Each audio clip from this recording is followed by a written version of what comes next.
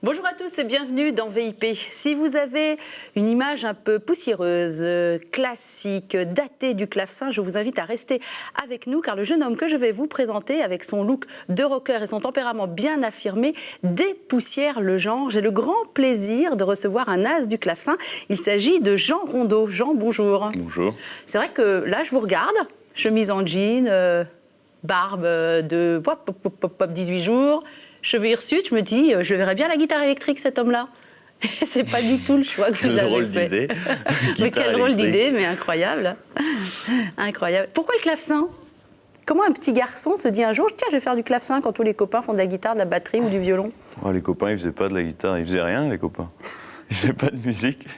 D'ailleurs, ils étaient assez étonnés quand je leur disais que je faisais du clavecin, mais en même temps, ils étaient assez curieux. Ouais. Aussi, ouais, c'est ça, en fait, vous avez raison, ça éveille la curiosité. Bah oui, bien sûr. C'est un instrument qu'on connaît mal et comme on a beaucoup d'idées reçues sur le clavecin. Il y a eu, en fait, il y a eu il y a peut-être des malentendus, mais je pense que peut-être si on connaît pas très bien le clavecin, c'est qu'il a une histoire particulière. Mm-hmm. En fait, c'est vrai que ce qu'on connaît pas, c'est quand... Enfin, ce qu'on connaît mal, c'est lorsqu'on connaît mal l'histoire de quelque chose. Et je pense que le clavecin a une histoire très particulière que n'ont pas eu énormément d'instruments. Souvent, les instruments évoluent au fil du temps, évoluent dans une continuité. C'est vrai que le clavecin a connu une rupture, puisqu'il s'est éclipsé au XIXe siècle, donc pour tout un tas de raisons. Et puis, bon, il a une histoire très riche. Le XIXe siècle, c'est le siècle du piano, au plus. Voilà, il y a eu une des raisons est aussi l'arrivée du piano, mais pour plusieurs raisons. C'est-à-dire que le piano était associé au style qui était plus féru à ce moment-là. Et puis aussi le style romantique. Le style romantique, voilà. La fin du classicisme, l'arrivée du romantisme. Peut-être le timbre du clavecin collait moins à ce style-là, déjà tout simplement. Et puis aussi le piano, par rapport à la fonction du clavecin au XVIIIe, le piano avait peut-être cette fonction sociale que pouvait avoir le clavecin au XVIIIe, au XIXe. Donc du coup, le clavecin n'a plus ce positionnement d'instrument qu'on peut retrouver dans les salons en général et sur lequel beaucoup de musique se passe pour pouvoir la donner aux gens, etc. Et Jean Rondeau, vous parliez de malentendu. Quel est le plus gros malentendu alors concernant cet instrument de musique, le clavecin ? Peut-être même le... En fait, c'est pas forcément qu'un malentendu, mais il y a aussi l'histoire de la facture de l'instrument. Mm-hmm. C'est-à-dire qu'au XVIIIe, voilà, on a un instrument qui s'appelle le clavecin. Au XVIIe, attention, il est arrivé depuis la moitié du XVIe siècle. Mm. Il est là depuis longtemps. On a plusieurs instruments. Il disparaît au XIXe et il réapparaît au XXe siècle, mais sous une autre forme. C'est-à-dire qu'on a un clavecin début XXe, qu'on dit clavecin moderne, qui n'a rien à voir avec le clavecin XVIIIe et XVIIe. Et à partir du moment où la musique baroque crée un regain d'intérêt, à peu près vers la moitié du XXe, il y a aussi un regain d'intérêt pour la facture de l'instrument qu'est le clavecin. Et en fait, les facteurs de clavecin, à ce moment-là, vont calquer leurs travaux sur le modèle du clavecin d'époque. Donc, c'est-à-dire avec les matériaux d'époque, 17e et 18e, les dimensions, les cordes, etc. Tout ça, ça va être de reproduire à l'identique des clavecins d'époque. Alors que normalement, tout instrument suit une évolution complètement normale, on va dire. Voilà. Donc il y a aussi ce malentendu. Ça, c'est l'histoire du clavecin. Mais ça ne m'explique pas... C'est pas que, elle est très très riche. Oui, là, j'en fais un gros résumé. Parce que non, j'aimerais juste préciser aussi un truc. Par rapport au 19e, à cette période, par exemple, notamment en France, le clavecin est aussi un symbole monarchique. C'est un symbole de l'Ancien Régime. Ah oui. Et à la Révolution française, il y a eu des clavecins qui ont été brûlés, jetés par les fenêtres. Donc il ne faut pas l'oublier. Par exemple, voilà, c'est normal qu'un peuple ait... Et brûler les symboles ? Voilà, en tout cas, les symboles à la Révolution française, c'était un symbole. Donc c'est sûr que ça met du temps à digérer ça aussi. Enfin, je pense que il ne faut pas l'oublier dans l'image du clavecin. Aujourd'hui, on parle de clavecin à une personne lambda, il dit ah oui, les perruques, etc. Ouais, enfin, c'est hallucinant, c'est ça. Oui, mais alors que c'est un instrument. C'est-à-dire qu'on le colle à une image. Voilà, d'un problème historique aussi. Mais ça, le petit Jean, il ne le savait pas à l'époque, tout cet historique. Il a choisi son instrument par rapport à quoi ? Mais petit Jean est devenu grand. Oui, mais petit Jean, il a choisi le clavecin, pourquoi ? Vous vous en souvenez ? Il y a eu un flash premier, il y a eu une sorte de... Parce que j'aimais pas du tout ça. Du coup, je me suis dit, il faut faire quelque chose que j'aime pas du tout. Non, justement, j'aimais énormément ça. Mais il y a eu un concert, il y a eu c'est quoi? Vous avez testé plusieurs instruments? Ça s'est passé comment? Non, c'était un vrai choix. C'était pas un choix par défaut. C'était pas. Vous êtes arrivé au conservatoire et vous êtes dit clavecin. Oui, non, j'ai pas choisi au pif n'importe quel instrument. J'en ai entendu ce clavecin et c'est vrai que contrairement à l'histoire, à ce qu'il représente, ce que j'aime bien dans ma rencontre avec le clavecin, c'est que le lien il a été direct avec le son de l'instrument parce que je l'ai pas vu, je l'ai pas entendu en live, je l'ai entendu à la radio. Ce son de cordes pincées. Voilà, donc en fait je l'ai entendu à la radio et du coup ça m'a permis d'avoir un lien direct avec juste le son, parce que je ne sais pas ce qui était joué, qui jouait, quel était le répertoire. Donc, je n'ai pas associé cet instrument ni à un répertoire, parce qu'il est vraiment associé à un répertoire dit baroque, XVIIe, XVIIIe siècle. Moi, c'était vraiment un lien avec juste un son. Il y avait une sorte de neutralité dans l'appréhension de cette découverte. Quand on dit clavecin, je pense que pour la plupart des gens, la première référence musicale qui va venir, c'est les Indes galantes. Et cette partition des Sauvages qu'on retrouve. Alors vous avez fait 2 albums, je précise. Un premier album qui était sur Bach, dont on parlera un petit peu plus tard. Un deuxième album là, qui sort chez Erato sur Rameau.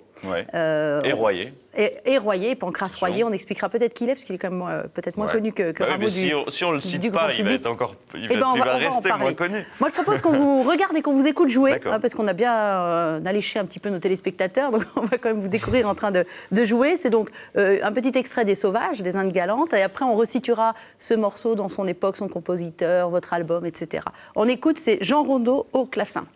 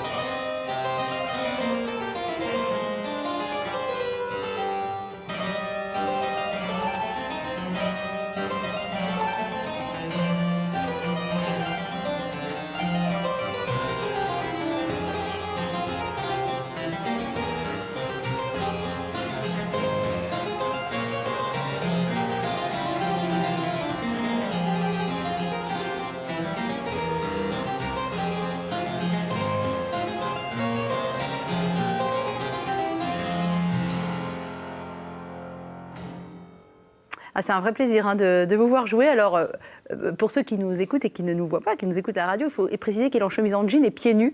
Quand je dis que vous réinventez un peu le genre, voilà, on n'est plus avec les perruques. Là, j'ai bien des chaussures. Sur le clip, oui, pas dans l'émission, quoique. Magnifiques images aussi, tournées au château d'Assas. On peut en dire quelques mots de ce lieu? Oui, bien sûr. Alors, les images, en effet, sont très belles, réalisées par Cathy Baillot, Erwan Ricordo et Victor Zebo. Je tiens à le préciser parce qu'ils font un chouette travail. C'est tourné au château d'Assas. En fait, c'est là où j'ai enregistré ce disque pour une raison assez précise, c'est que le choix a été fait en fonction aussi de l'instrument. Qui est situé là-bas, un clavecin qui est parfaitement exceptionnel. Il faut quand même expliquer pourquoi. En fait, on parlait de l'histoire du clavecin. En effet, aujourd'hui, les facteurs de clavecin se calquent sur les modèles des clavecins d'époque, mais il y a aussi des clavecins d'époque qui n'ont pas été brûlés, qui n'ont pas été jetés par les fenêtres à la Révolution française. Dont celui-là, voilà, qu'on a. Mais il n'y en a pas beaucoup. Généralement, ils sont soit dans les musées, soit chez des collectionneurs, soit chez des particuliers, comme ici, au château d'Assas. Mais ce clavecin a une histoire très forte, parce que ça fait, je ne sais plus quand est-ce qu'il est arrivé dans ce château, mais ça fait, bien un demi-siècle qu'il est dans ce château, qu'il appartient à la famille de Mangel. Et ça a été un instrument qui a été beaucoup joué et enregistré par Scott Ross, qui est un claveciniste qui est mort bien trop tôt, hélas, je ne l'ai pas connu. Mais qui est une référence, qui on va est dire, une dans le domaine. référence, qui a fait une grande discographie et qui a... Voilà, on dit souvent c'est son clavecin parce qu'il a vécu au château d'Assas, Scott Ross. Il était en sorte de résidence là-bas, il a enregistré sur ce clavecin. Et c'est vrai que c'est un clavecin incroyable et qui n'est pas dans un musée, qui n'est pas chez des collectionneurs, qui est voilà, associé à ce château. Un château 18e. Et l'idée de ce disque, c'était aussi d'enregistrer donc, sur un clavecin qui est début 18e, fabriqué par un anonyme. D'ailleurs, qui a une peinture aussi, vous l'avez pu voir sur le clip. Très très beau, c'est un meuble magnifique. en fait. Hein. C'est un objet, c'est un objet d'art. C'est un objet d'art. Ouais. C'est-à-dire à la fois au niveau de l'instrument, du son, mais aussi de son apparence esthétique. Et donc l'idée, c'était d'enregistrer sur un clavecin 18e, dans un château 18e. On a même enregistré dans le salon de musique qu'on voit sur la vidéo, donc, qui est un lieu où la musique était donnée, cette musique était donnée. Donc en fait, avec Aline Blondiot, la directrice artistique du disque, on a voulu se rapprocher d'une authenticité en fait. Voilà, et avec ce son-là, on n'est pas loin de ce que pouvaient entendre les gens à l'époque, notamment connectés avec cette musique de Rameau et Royer. Et alors justement, Rameau. Voilà. Parlons-en, déjà Rameau et après Royer. Parlons-en de Rameau, c'est voilà, une référence, ça, pour le coup les gens connaissent sans vraiment connaître en fait. Jean-Philippe Rameau, une fois qu'on a dit les Indes galantes, on a l'impression d'avoir tout dit. Pour vous, j'imagine que c'est quelqu'un de beaucoup plus important que cela. Alors dans l'histoire de la musique, c'est un personnage, un compositeur très très important. Ouais. Il a un peu révolutionné pas mal de choses. Déjà, moi j'aime beaucoup le personnage, j'aime beaucoup Qu'est-ce qui vous plaît chez le personnage ? C'est un homme qui a une vie un peu hors du commun, pas très attendue. Il n'a pas une vie attendue. Pas très académique, Pas très académique. Il y a des périodes dans sa vie qui restent très floues. On ne sait pas trop où il était. Même sa femme ne sait pas trop ce qu'il faisait. Enfin, je ne sais pas, il y a quelque chose. Mais je pense que pendant des années, il n'a pas écrit aussi. Quand on pense à Rameau, on pense compositeur d'opéra. C'est un immense compositeur d'opéra. Et pourtant, il a commencé à écrire de l'opéra seulement à 50 ans. C'est-à-dire, déjà, à l'époque, on ne vivait pas aussi longtemps qu'aujourd'hui. 50 ans, ça reste très tard, même dans la vie d'un compositeur, pour écrire de l'opéra. Et il en a écrit énormément. Ça a été aussi ce qui va le définir par la suite, quand même. On pense, voilà. Et il a écrit aussi de la musique pour clavecin, d'abord. Il a écrit des pièces pour clavecin qui tient en un recueil, avec plusieurs suites, plusieurs livres de pièces de clavecin. Et l'idée, c'était aussi avec un album, parce que c'est pas rien de consacrer un album à un musicien. Donc j'imagine qu'on fait très attention au choix du compositeur. Après, on fait très attention aux pièces qu'on décide d'interpréter. Là, d'ici quelques minutes, on va écouter Tambourin, qui est également de Rameau, que je ne connaissais pas. Pour le coup, c'est vous qui me l'avez fait découvrir en écoutant votre album. Et c'était l'idée aussi de montrer toute la modernité, tout le génie de cet homme-là, peut-être un peu oublié. Oui, c'est vrai que donc, un disque, c'est un peu particulier dans comment ça se construit. Parce que ça part d'une envie. Déjà, ça part d'une envie. Un disque, ça part d'une envie, je trouve. J'avais envie d'enregistrer du Rameau et du Royer. Alors, parlons de Royer, parce qu'on n'a pas dit qui c'était. Pancras Royer. Ouais. Pancras Royer. Mais je vais expliquer un peu comment ça s'est fait. Ouais. Donc, ça part de cette envie d'enregistrer du Rameau et du Royer, donc deux grands compositeurs pour clavecin du XVIIIe siècle, et d'opéra. Voilà, d'une envie un peu irrationnelle. Et ensuite, à partir de cette envie, se créent beaucoup d'idées, se construisent l'idéologie qui vont aboutir à cet objet qu'est le disque. Et le point commun, en fait, entre ces deux compositeurs, c'était l'opéra. Parce que Royer est aussi un grand compositeur d'opéra. Et il a écrit un livre de pièces de clavecin. Il en a écrit deux, mais malheureusement, on en a perdu un. Et en fait, toutes les pièces qui sont dans ce disque sont des pièces qu'on retrouve aussi sur la scène de l'opéra. C'est-à-dire que Rameau, dans un sens, qui a d'abord écrit pour le clavecin et qui a ensuite écrit pour l'opéra, est allé chercher dans ses pièces de clavecin et il les a transportées sur la scène de l'opéra. C'est-à-dire qu'il s'est dit, le clavecin peut être assez puissant pour que j'aille chercher dans son répertoire, qu'il avait lui-même écrit, pour le mettre sur la scène. C'est-à-dire que s'imaginer que cet instrument qui est intime, qui est fragile, qui est délicat, qu'on retrouve dans l'intimité d'un salon de musique, on puisse aller chercher la substance de ce qui a été écrit pour cet instrument et le mettre sur la scène. C'est une démarche qui est incroyable. Ça montre la puissance opératique, théâtrale, dramaturgique que peut avoir un clavecin. Pancras Royer, je vois qu'il y a deux tambourins en fait. Oui, c'est celui de Pancras Royer qu'on va écouter. Mais juste avant, moi je l'ai découvert grâce à vous il y a 2 ans, je crois que c'était en 2014, je vous ai vu passer dans la boîte à musique de Jean-François Zigel, que je salue au passage, qui est venu 2 fois sur ce canapé rouge.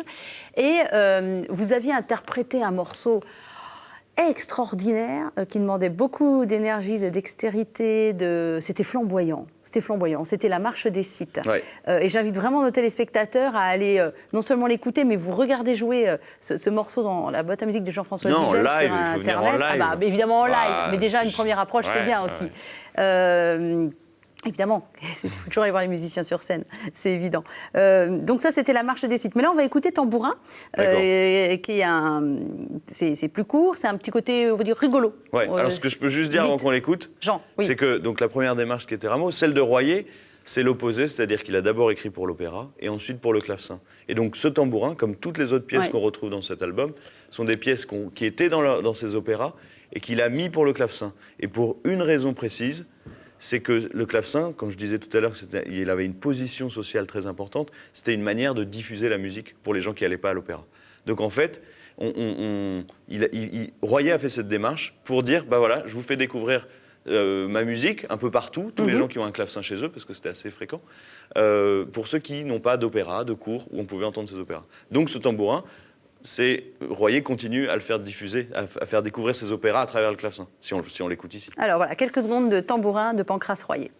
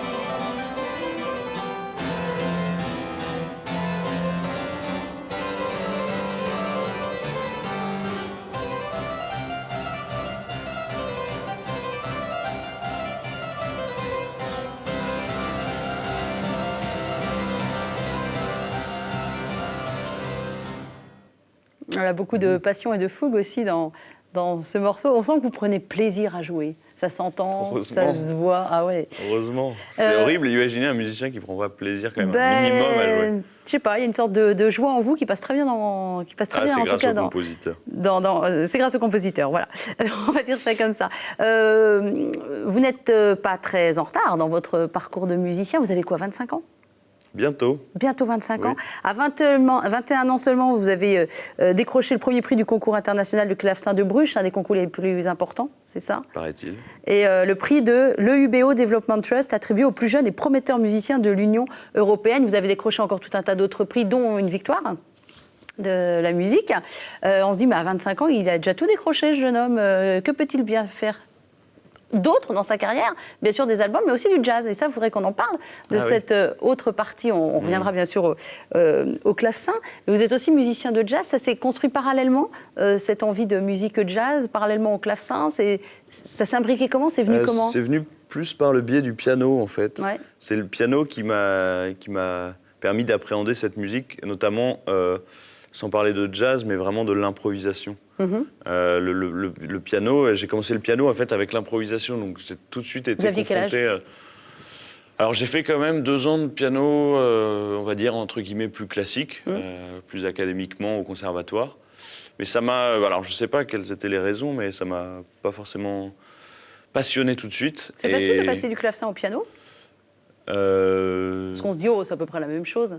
Pour l'instant, ça va. C'est-à-dire qu'il faut arriver à gérer une sorte d'équilibre aussi. C'est-à-dire que si je fais que du clavecin pendant un certain temps, c'est vrai qu'arriver au piano, il faut se réadapter. Mais comme j'essaye d'en faire au maximum tous les jours, les deux, c'est-à-dire avec la même passion, je trouve que ça va. J'essaye pour l'instant de mettre mon cerveau qui réalise vraiment en face de quel instrument il est.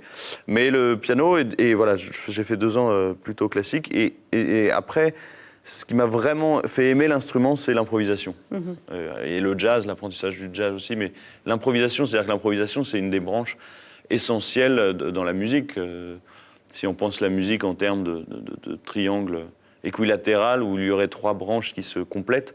Il y aurait l'interprétation, l'improvisation et la composition, l'écriture. Donc pour moi, c'est aussi une branche essentielle dans mon questionnement et dans mon travail par rapport à la musique. Alors, c'est pas juste en dilettante, comme ça, le jazz. On va bien expliquer. Vous avez des formations que vous avez créées vous-même. Vous êtes à l'origine de formations de jazz. Là aussi, vous avez remporté des prix à droite, à gauche. Quelle place ça prend C'est moitié-moitié jazz, moitié clavecin dans votre vie d'artiste musical, qu'on se rende bien compte? Oui, j'essaye. En fait, Parce que vous n'avez pas sorti de disque de jazz, par exemple. Non. Voilà. Non. Mais je fais... Enfin, comment dire, j'utilise pas le disque en termes de moyens. C'est pas uniquement un moyen. C'est un moyen pour d'autres raisons que les miennes. Mais quand je fais un disque, je trouve que c'est une fin en soi. Il y a une démarche, il y a une idée derrière. Mais non, au quotidien, j'essaye d'appréhender... En fait, je pense plus en termes d'instruments. Et avec l'instrument, plutôt la musique écrite avec le clavecin et la musique improvisée avec le piano. Et j'essaye vraiment au maximum de travailler autant l'un que l'autre. Ouais. Et qu'est-ce qui vous plaît dans le jazz spécifiquement? Vous parliez d'improvisation, la dextérité forcément aussi, il y a quand même des parallèles. Mais qu'est-ce que vous trouvez dans le jazz que vous ne trouvez pas dans le clavecin? Non, il y a plein de choses qui se recoupent. C'est plutôt, dans le jazz, ça va être je trouve qu'il y a plein d'appréhension de travail quand on travaille qui sont très... Il y a beaucoup d'idées Enfin, en tout cas, pour moi, et des gens qui m'ont appris ça, quand je suis au piano et que je travaille mon jazz, il y a plein d'idées de travail que je n'ai pas forcément au clavecin. Donc peut-être ça m'aide même dans les réflexions par rapport à la musique écrite.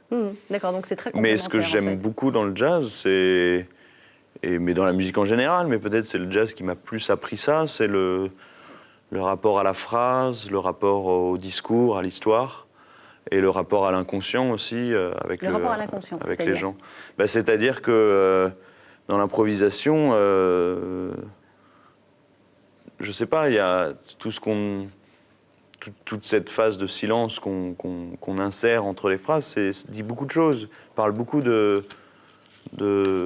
fait parler. En fait, je sais pas, je pense que c'est l'inconscience de la musique qui s'exprime au travers de l'improvisation souvent. Pas l'inconscience de l'interprète, mais une sorte de rapport. En fait, c'est peut-être l'inconscient transposé en musique et qui va être ce rapport fondamental avec le silence, qui va créer énormément de choses. Alors vous avez, je tiens à le montrer, ce petit livret que vous avez vous-même écrit pour votre album Vertigo. Je n'avais pas encore donné le titre de l'album, donc Rameau Royer, c'est votre deuxième album, chez Erato. Et alors, c'est vous qui avez écrit le livret. Et je voudrais vous citer, Jean Rondeau, les quelques phrases du début et puis cette jolie phrase sur le silence. Ça démarre comme ça. Alors je prends un prélude de Rameau et je joue. C'est-à-dire que je joue comme un enfant, à créer un monde avec quelques notes, à imaginer un univers avec des morceaux de tissu, des drapés antiques ou des velours soyeux. Comme par habitude, on commence doucement, on invite, on reçoit, on accompagne, on installe, on accroche. Je passe quelques phrases. Maintenant que Rameau nous a fait entrer dans la musique, que nous avons retrouvé le sens du silence, nous sommes prêts. Je m'arrête là. Le sens du silence. C'est drôle de parler de ça alors qu'on est sur un album de musique. Et souvent, c'est vrai que les musiciens vont parler beaucoup du silence avec autant d'importance que des notes. Mais parce qu'en fait, moi, je me demande vraiment, je me pose la question, je la pose à tout le monde, c'est où est-ce qu'existe le silence si ce n'est dans la musique? Franchement, il est où enfin, je sais pas. C'est le silence, attention, ça ne veut pas dire le vide absolu, ça ne veut pas dire le non-bruit, parce que ça, on trouve ça que dans l'espace, ou je sais pas, dans des trous noirs, ou j'en sais rien. Donc le silence, c'est pas le non-bruit. Le silence, c'est autre chose, et qu'est-ce que c'est? Et à mon avis, c'est la musique qui fait exister le silence, et pas l'inverse. Il y avait une phrase qui disait le silence... Enfin, et si, l'inverse aussi, pardon, mais ça se complète. Le silence après du Mozart, c'est encore du Mozart. Moi, j'ai tendance à penser que le silence après du Bach, c'est encore du Bach. Je voudrais qu'on vous regarde, c'est une vidéo, qu'on vous regarde jouer la chaconne de Bach. Alors, les puristes vont me dire, mais la chaconne de Bach, c'est du violon. Mais non, il y a eu aussi des adaptations dans divers instruments. Il y a eu celle de Busoni pour le piano. Je ne sais pas si c'est sur celle-là que vous êtes inspiré. Ah non, oui. Il y a celle de Busoni. Ouais. Et il y a une autre pour piano. C'est ça, ce qui est intéressant, c'est que c'est celle que j'ai choisie, mais qui est de Brahms. De Brahms, pour la main gauche, alors. Pour la main gauche. Ouais, il ne l'avait pas écrit pour un amputé, contrairement à Ravel. Ouais. Il l'a écrit parce qu'il voulait que le pianiste arrive à retrouver les mêmes sensations de difficulté technique que pouvait rencontrer un violoniste. Voilà. Il l'a fait pour la main gauche. Attention, hein, sur la vidéo, je vais la faire à deux mains parce que sur le clavecin, il n'y a pas de pédale de résonance. Et du coup, si je le faisais à une main, on perdrait trop du discours harmonique. Et alors, ce qui est très drôle, c'est que je parlais en début d'émission de dépoussiérer l'image du clavecin. Et j'invite donc nos téléspectateurs à bien regarder dans quel genre de lieu se trouve. Mais c'est un lieu très poussiéreux, donc clavecin. je dépoussière rien du tout en fait. Voilà, il y avait plein de c'est quoi, poussière. c'est une menuiserie, non? C'est mon clavecin sur la vidéo. Quand je l'ai rapporté chez moi, il était complètement on est poussiéreux. chez vous avec donc la en mobilette fait, derrière, là? non, c'est pas chez moi, mais quand je l'ai rapporté chez moi, c'est mon clavecin. Il était complètement poussiéreux. Donc en fait, au contraire, je suis un claveciniste qui poussière le clavecin. C'est très joli. On vous regarde et on vous écoute, Jean Rondeau, la chaconne.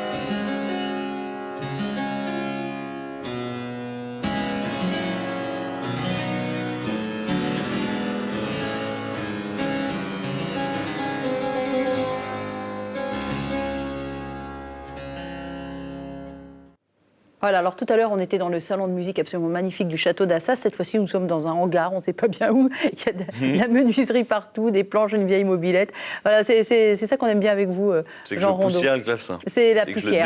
C'est ce qu'on aime chez vous, c'est la poussière. Voilà, c'est exactement ça.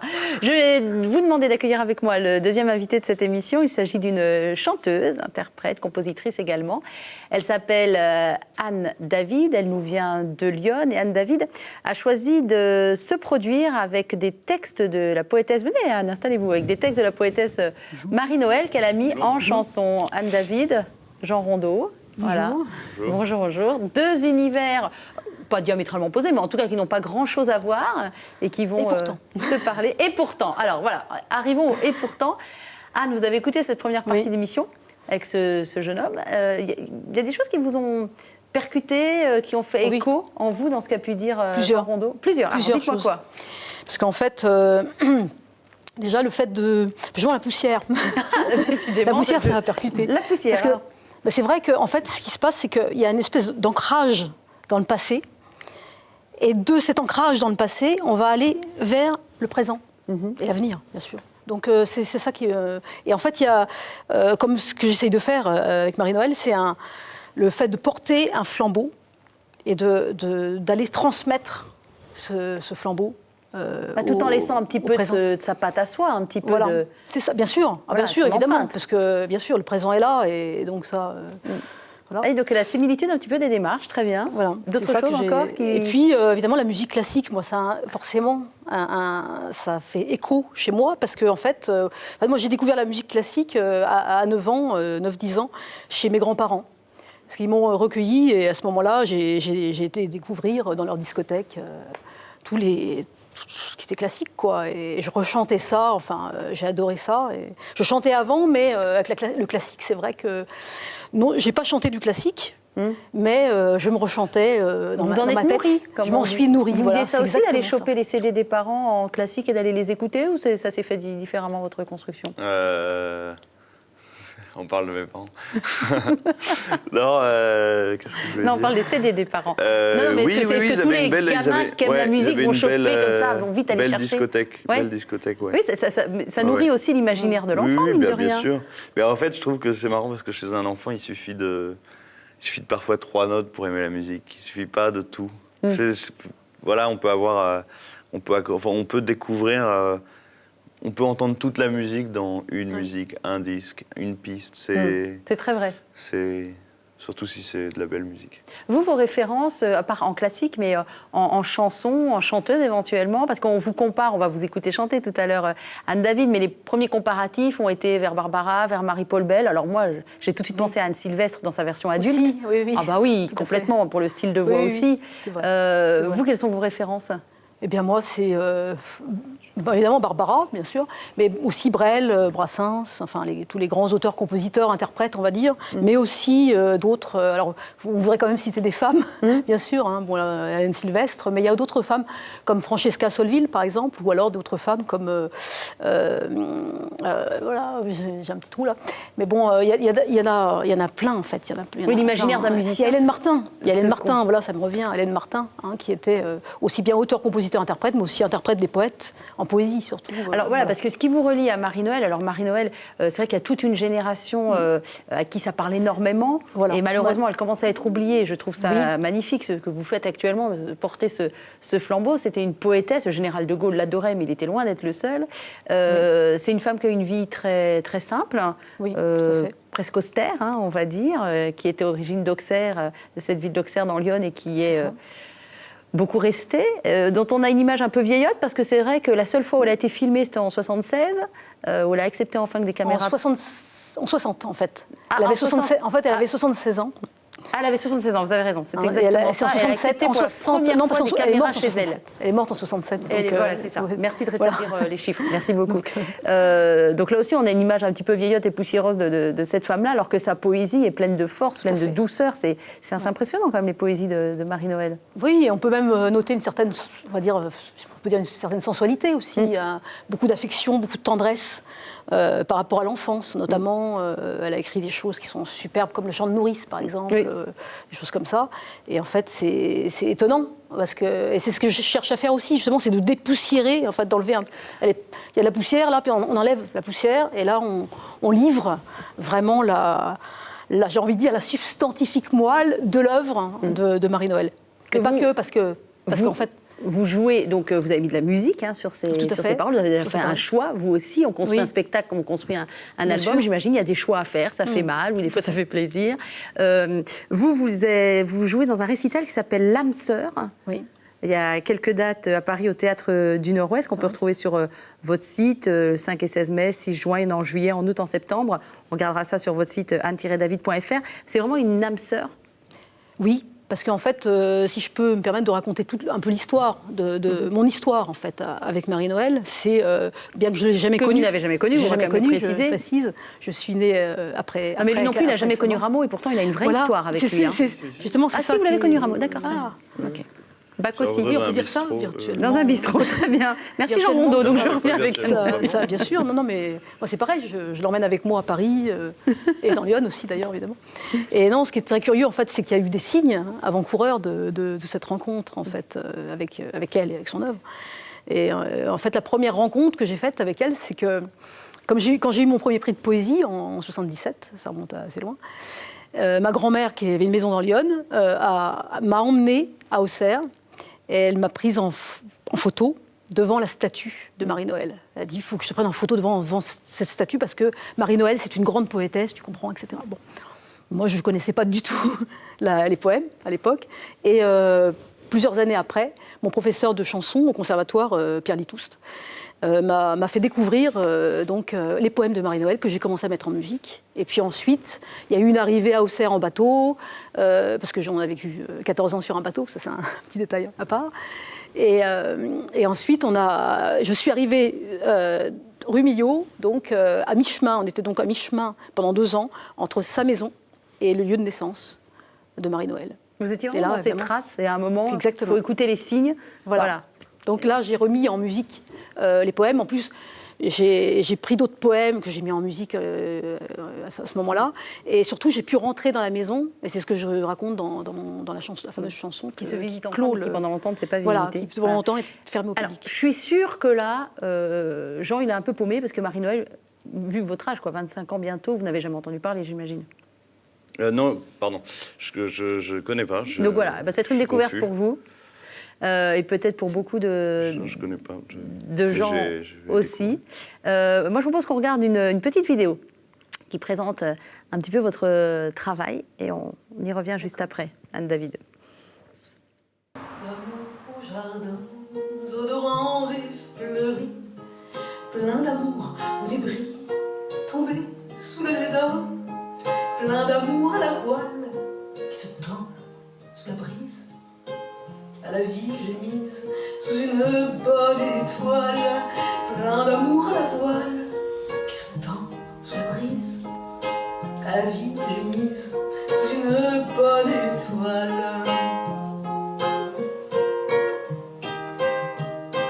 Donnez, donnez, donnez, je veux.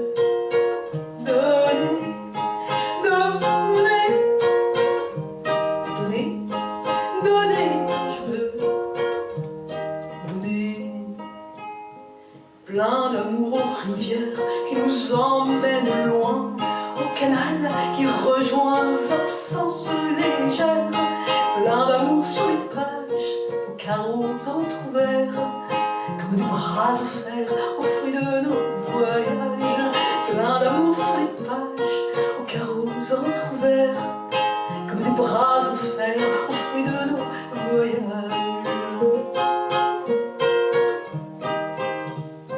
Donnez, donnez, donnez, je veux.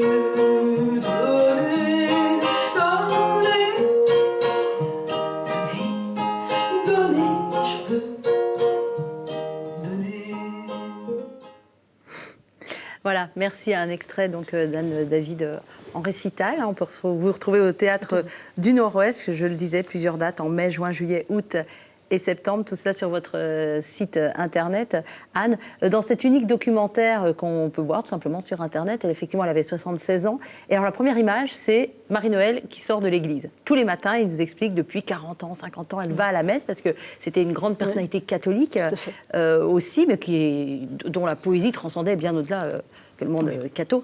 Elle a eu le Grand Prix de l'Académie française, notamment, entre le autres, Grand Prix de poésie, entre autres, très nombreux la Légion d'honneur, etc. prix. Pas encore, hein, Jean, la Légion d'honneur. Pas encore. Non, ça va, merci. Ça va, merci, il n'en veut même pas. D'accord. Vous, le fait qu'il y ait cet univers, cette référence catholique, c'est important pour vous? C'est aussi votre itinéraire? Ça fait quel écho en vous, Anne-David? Oui, parce que je pense en fait que quelque part, quand on fait de la poésie, je pense que quelque part, on a forcément une sorte de foi. Hein. C'est ce que je dis dans une de mes chansons, dans un de mes poèmes que je chante d'ailleurs, ça s'appelle « Pourvu qu'un ange ». Pourvu qu'un ange passe et nous sauve de nous, etc.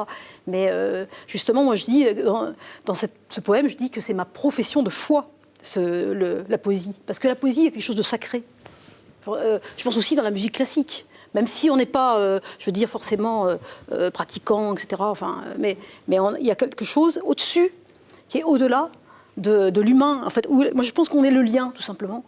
On est des liens entre l'humain et le divin. C'est-à-dire que le divin, l'humain, se rejoignent comme ça. La poésie, en fait, c'est...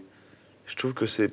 Là où je suis d'accord, c'est que c'est pas seulement un art... Enfin, la poésie, c'est pas juste un agencement de mots sur un papier, un texte. C'est vrai qu'il y a toujours eu... Enfin, j'ai toujours pensé qu'il y avait quelque chose en plus avec la poésie. Et c'est vrai que... si on s'interroge sur ce qu'est une religion, je trouve que la poésie est un peu une religion en soi aussi. C'est-à-dire que c'est une façon de croire aux choses qu'on voit, une façon de regarder les choses, de porter un regard, en fait. Donc, en fait, c'est vrai que c'est une appréhension... pour moi, il y a une démarche spirituelle avec la poésie évidente. Enfin, c'est-à-dire que c'est obligatoirement... mais pour moi, c'est pas forcément associé à une religion, puisque j'ai l'impression que c'est une religion en soi. Dans ce que la religion... dans le sens que peut prendre une religion. C'est vrai que la poésie, c'est une façon de regarder les choses. La musique, en effet, on peut associer ça, mais ça reste la musique, quoi. Je veux dire, c'est pas... on peut pas dire de quelqu'un qui fait pas de musique qu'il est musicien. Et on peut dire quelqu'un qui écrit pas de la poésie qu'il est poète. Qu'il a une façon de regarder Bah, les c'est choses. un peu les choses en poésie. Oui, tout à c'est fait. très juste comme Tout à fait. réflexion. Oui. Oui. Et d'ailleurs, l'ancrage, en fait, par rapport à ça, la chanson française, les origines de la chanson française, moi, je me réfère beaucoup au Moyen-Âge.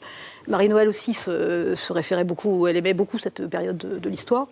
Parce qu'au Moyen-Âge, justement, il y a cette émergence, comme ça, de poètes, ce qu'on appelle les poètes musiciens, qui étaient les premiers troubadours, en fait, et qui faisaient un vers sans musique, c'est comme un moulin sans eau, disait Folquet de Marseille. Donc voilà. À quel moment, parce que vous avez commencé la poésie très très jeune, lui il a commencé la musique jeune aussi, à quel moment on sait qu'on porte ça en soi? À quel moment on découvre enfant qu'on est poète? Parce que des petits poèmes d'enfants, on en a tous fait pour la fête des mères. Mais à quel moment on sait que c'est plus important pour nous peut-être que pour les autres et qu'on est porteur de quelque chose?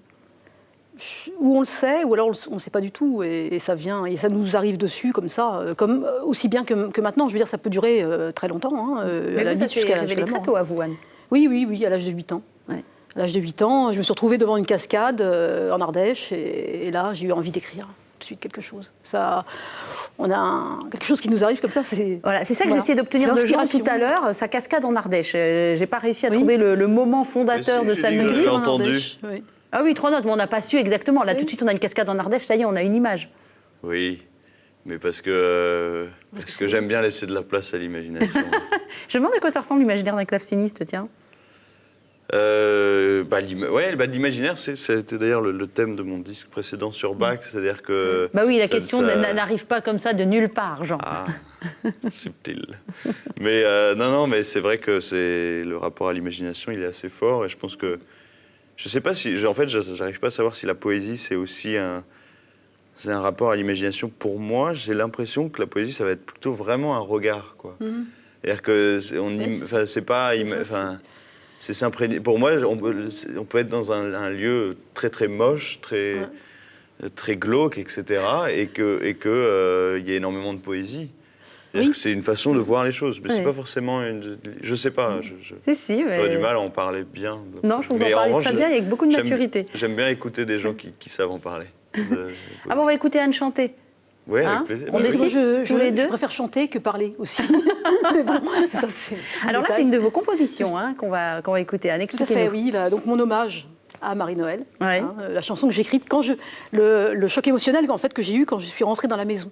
Je suis enfin rentrée dans la maison et là, j'ai découvert... De votre idole, découvert cette vie. J'ai rencontré l'âme sœur et c'est ce qui donne le titre au spectacle. On va vous laisser vous installer avec votre guitare, debout, sur ses 2 pieds bien ancrés.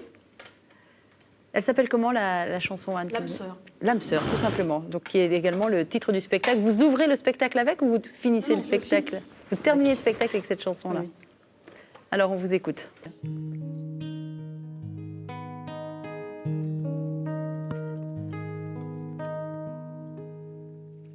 La maison s'est ouverte au vent de ma chanson, triste et surtout déserte.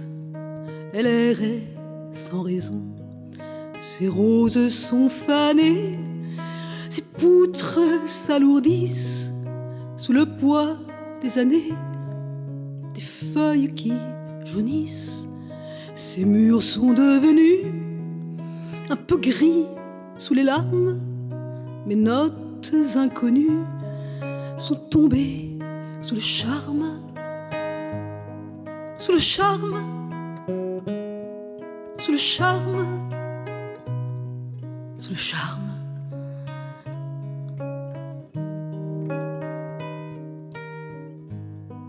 Elle attendait dehors la vieille forteresse comme une femme au port, s'étiole sans tendresse.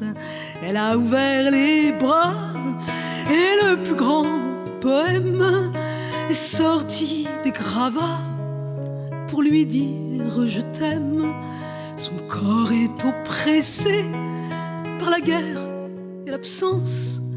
La chaleur d'un baiser a brisé le silence. Le silence.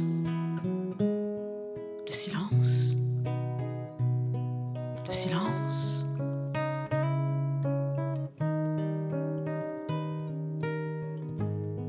Elle a dit, venez vite, j'ai encore dans le four une tarte bien cuite et quelques mots d'amour.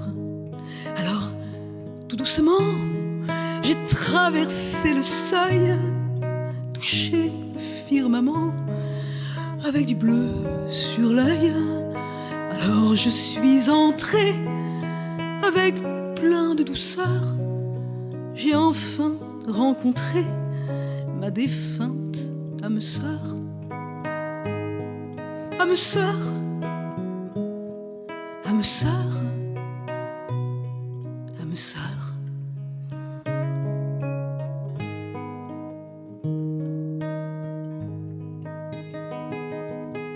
Merci Marie. Merci Marie. Noël.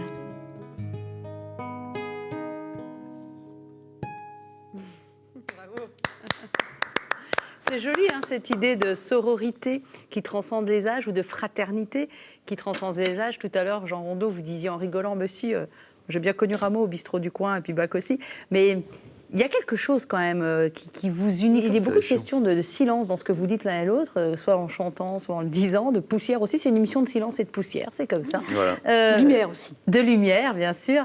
Si en pénétrant dans la maison de Marie-Noël, vous tombiez sur elle, en chair et en os, ce serait quoi? Ce serait du silence ou ce serait de la parole entre vous alors? Je ne peux pas savoir, parce que ça ne s'est pas fait, mais... Non, bien sûr. Et on est dans le monde du fantasme, de la poésie et du rêve. Je pense que ce serait de la musique. De la musique. Ce serait de la musique chantée. Des poèmes, je pense, chantés tout simplement. Tout simplement. Ouais. Et si vous aviez pu la rencontrer, vous lui auriez dit quoi à cette dame? Alors je pense que je lui aurais dit ce que je dis là, j'aurais dit merci.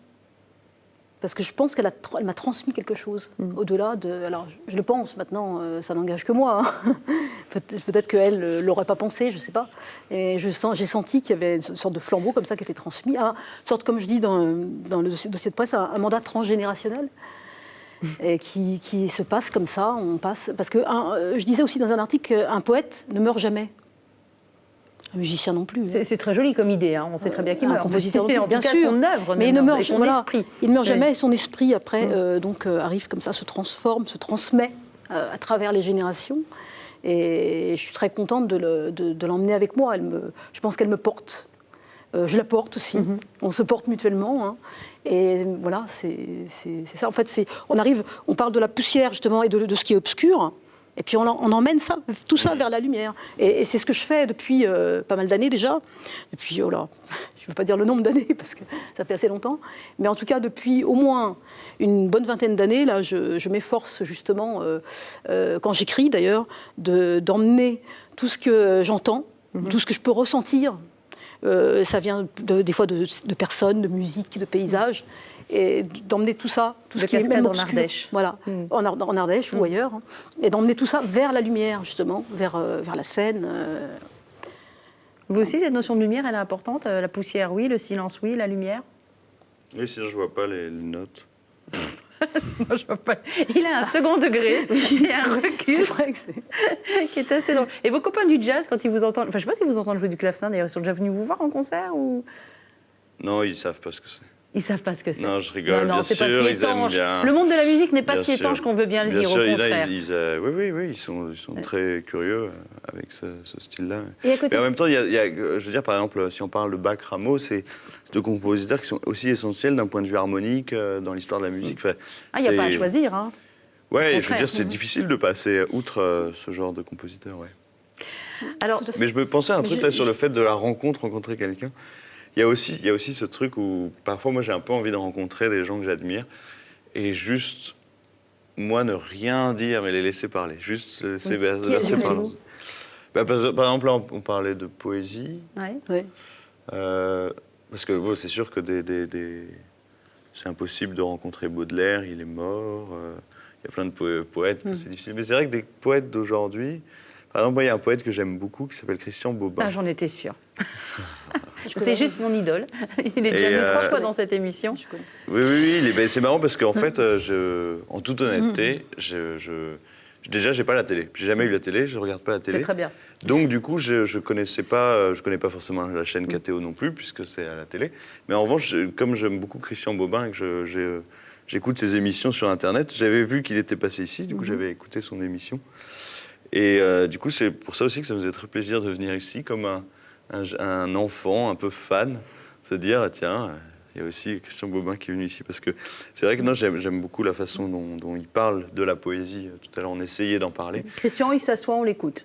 Voilà, on ça. a raison. Et c'est pour ça, c'est ce que je disais, c'est que parfois, c'est bien aussi d'imaginer des rencontres comme ça, où on pourrait rencontrer quelqu'un et juste le laisser parler. Et il faut venir en Bourgogne, hein, parce qu'il y a Anne dans Lyon, il y a Christian en Creusot. Bon, entre les deux, il y a Dijon, il y a moi. Oui, mais en même temps, je suis désolé, mais Oui, si, c'est la Bourgogne. si par exemple Christian Bobin il va dans le Creusot, c'est pas pour qu'on vienne l'emmerder. Ah non, c'est justement pour Je être sais pas, sinon. tranquille. Non, c'est pas Ah bah, en pour tout cas, on lui emmerder, on lui transmettra le message. On va être obligé d'arrêter l'émission ici et j'en suis bien désolée parce qu'on vous aurait écouté encore un sacré moment. Anne, je rappelle qu'on peut... Déjà, il y a un site internet qui est très fourni. Je tiens quand même à le signaler. On y retrouvera toutes vos dates au Théâtre du Nord-Ouest, des dates un peu éparpillées comme ça, ce qui permet au moins de... Jusqu'au mois de septembre, mais j'y suis déjà depuis le mois d'octobre. Voilà. Et il y a aussi des dates dans Lyon aussi, mais bon, ça, c'est pour ceux qui sont dans Lyon. En tout cas, on retrouve toutes les infos sur votre site internet. Merci en tout cas pour cet hommage à Marie-Noël. Merci de porter le flambeau, comme vous dites. Jean, alors il y avait un premier album, effectivement, sur Bach. Là, on met en avant... Pardon, juste dans le livret, c'est pour ça que je vous demande. Ah oui. C'est que je mets toujours une phrase d'introduction d'un poète. Ouais. Là, c'était Et Paul Valéry dans celui-là. Voilà. Et le précédent, c'était Christian Bobin. C'est pour ça. Ah, c'est pour ça que vous m'avez Ouais. demandé si j'avais lu le premier livret du premier album. Et non, malheureusement, je n'ai pas eu entre les mains. Et là, Paul Valéry, ne sentez-vous pas que la danse est l'acte des métamorphoses? Bah tiens, on va se quitter là-dessus. Ça va nous faire réfléchir un sacré moment. C'est dans Vertigo, chez Erato Rameau-Royer. Merci infiniment Merci à d'avoir partagé avec nous cette musique tous les deux. Merci.